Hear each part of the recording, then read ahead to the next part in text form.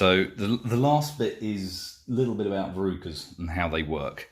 So the way verrucas work is that it's this layer that gets infected, the basal layer. It's not in the dermis, that's why the immune system doesn't see it. So it affects this, and because it affects that, it changes how these cells grow and how they divide.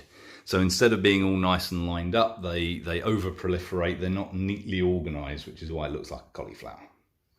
And this is why the immune system in the usual way of things is a bit shit at seeing it, because all your immune system is all down here. It's all your white blood cells, which in the usual way of things are not particularly involved with this layer. The body's not fussed about this. This layer is marked for death. This layer is going to be gone in 4 weeks. So there's very little reason for the body to sort of put effort into trying to get this sorted out.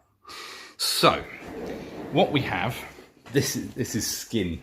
See, this is skin. So in fact, do you want to do the cameraman bit for this, or camera person? Oh God, camera person! I'm so Sarah's got scissors in her head. Oh, I shall just go into the wilderness. So if we have the stratum corneum here, and we have the basal layer of the skin there. So this is the epidermis, and that under there is the dermis and the subcutaneous tissue.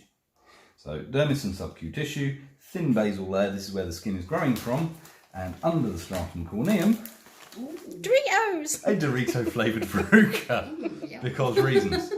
Now the problem we have is that the verruca is very much encapsulated here, it is very much in the epidermis. And remember that the immune system is all going on down there, the white blood cells are all in the circulatory bit. So that's why the immune system doesn't see it. So I'll just show that face. So what we're going to have to do I know what's is get the contents of this nice sealed package of verruca is full of viral tissue, which is amply represented by Doritos.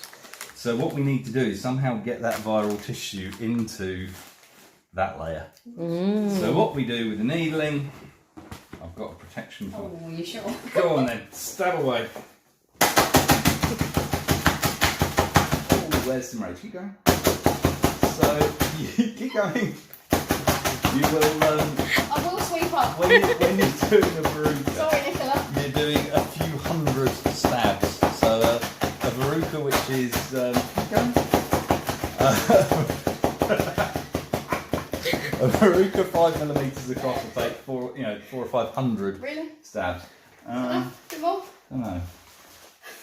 No, I think we're good. Oops. Oh, we're good. So Who's got the Dyson? What we've done here, didn't think of that, is we've pushed all of these viral proteins, these viral cytokines, down into the actual dermis, where the white blood cells are.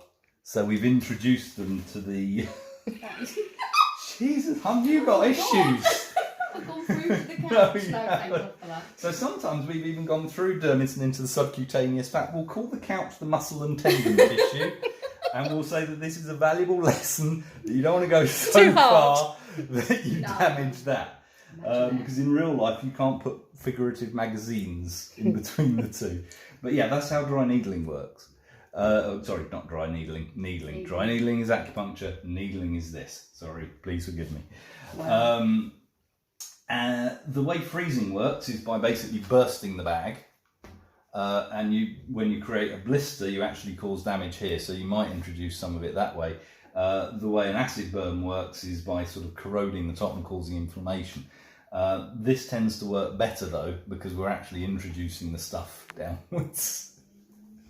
All right.